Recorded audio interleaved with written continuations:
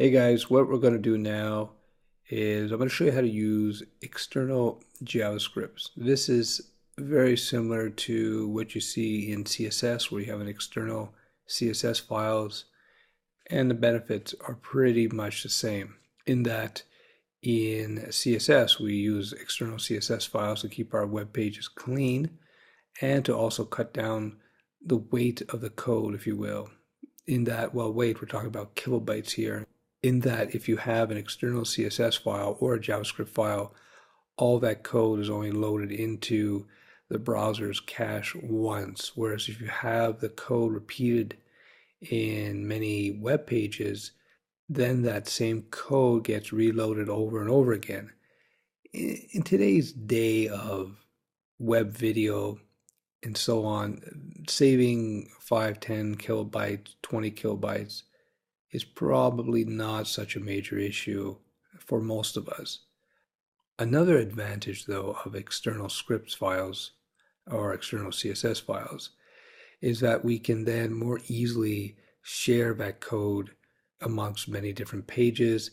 It's just a good way to organize your code, and it will save you headaches in terms of keeping your sites up to date and so on.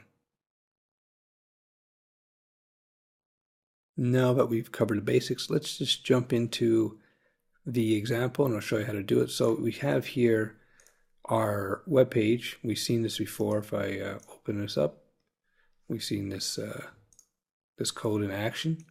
And you notice here I have an external .js file. This is the external JavaScript file. At this time, they're not linked and there's no code here, so that's what we're going to do now. All right, I've popped into our code editor, and so here's our files over here. Let me just move this into view a bit. Okay, so what I want to do is I want to populate the dom-script.js file with our JavaScript that we now see in our main page here, right? So let's jump into that now. So let's open up dom-script.js. Now, Dreamweaver, the program I'm using now, you don't have to use Dreamweaver, of course, but anyway, it inserts a JavaScript comment here. We got a couple of slashes. A .js file is smart enough to know what's going on here. .js is short for JavaScript, of course.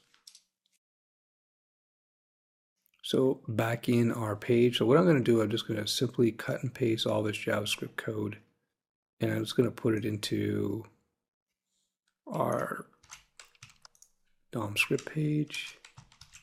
Now, as you notice here, I don't have to put the JavaScript block tags as I do here, right? Don't do it. You don't have to do it. You shouldn't do it. It could cause errors. So what we're going to do now is we're going to actually create our script block here, our script link here rather. So, and you see this program makes it really easy for us. So we just use the source attribute, and I'm going to link to our DOM script, and I'm going to go language, JavaScript. What else do we need? Well, that's pretty much it. So let's just close this up, and let's launch the page. Oops, a little mistake here. You gotta actually close it like so. So there we go. Now let's load up the page, and we'll see how it goes. There we go.